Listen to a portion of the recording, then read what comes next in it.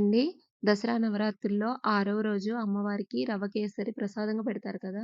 దానికోసం ముందుగా పాన్ పెట్టుకొని, ఒక టేబుల్ స్పూన్ నెయ్యి వేసుకొని, అందులో ఒక గ్లాస్ వరకు ఎర్ర గోధుమ రవ్వని వేసుకొని ఫ్రై చేసుకోవాలి. దీన్ని తెల్ల గోధుమ రవ్వతో కూడా చేసుకోవచ్చండి.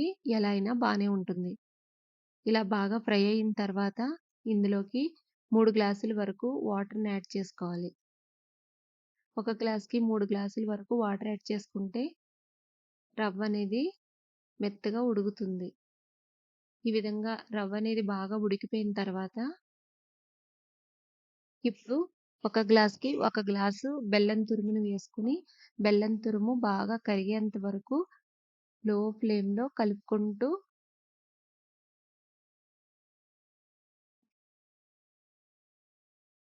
ఉడికించుకుంటే ఇలాగా రవ్వ కేసరికి బెల్లం అనేది కరిగిపోతుంది.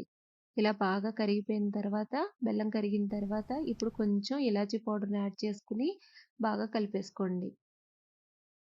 ఇలా కలిపేసుకున్న తర్వాత మనం ముందుగానే జీడిపప్పు, కిస్మిస్ కూడా నెయ్యిలో వేయించుకొని వాటిని ఫైనల్‌గా యాడ్ చేసేసుకుంటే అమ్మవారికి 6వ రోజు ప్రసాదమైన రవ్వ కేసరి తయారైపోతుంది. చాలా సింపుల్‌గా అయిపోతుందండి. చాలా టేస్ట్ కూడా బావుంటుంది. దీన్ని తెల్ల రవ్వతో కూడా చేసుకోవచ్చు. Thank you.